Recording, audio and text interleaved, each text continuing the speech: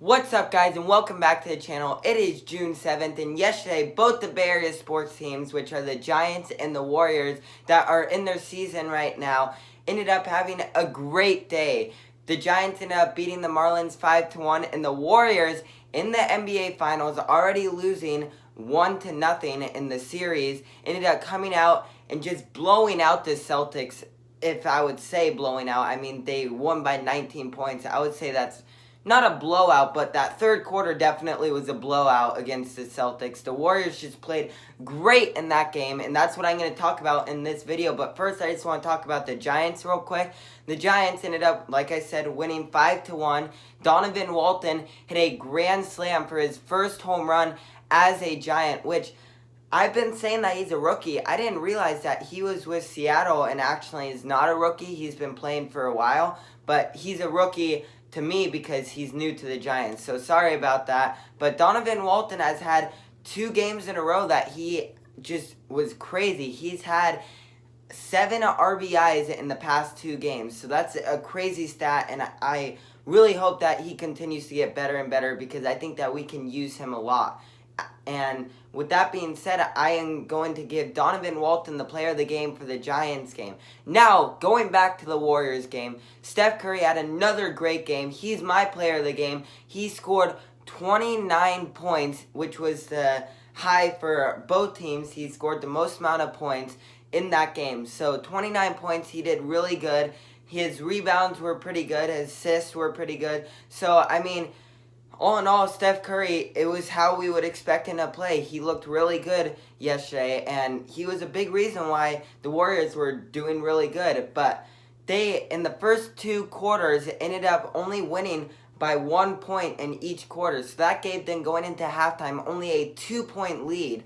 So, obviously, that can be really stressful because that's only a 2-point shot, and then they're behind if the Celtics make a 3-point shot. So the Warriors knew that they had to do something. Already down in the series 1-0 at home after losing their first game at Chase Center in the playoffs.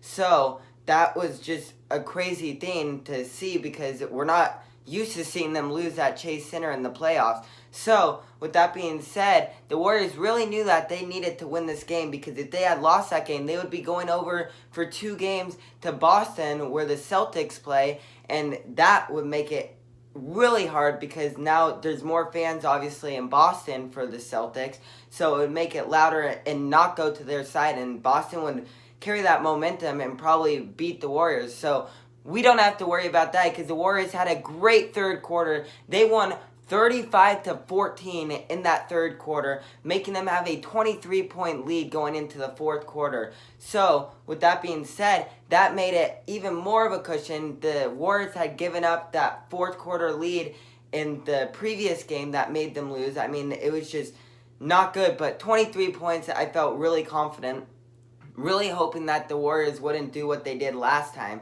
They played great defense. They ended up beating the Celtics 107-88. So, with that being said, Steph Curry did really good. Jordan Poole hit nearly a half-court shot. He ended up making it about probably like 3 or 4 feet in front of the half-court shot. Ended up making it when the buzzer was to buzz in the third quarter. So that capped off a great third quarter for the Warriors, and it was a great way for it to end in that third quarter. And then that fourth quarter, there was really nothing. They ended up winning by 19, so they just lost by 4 points in that fourth quarter. So really, the Warriors just, like I've said in this whole entire video, and I know I keep repeating myself, but I'm just really hyped. I'm really glad that the Warriors ended up winning that game.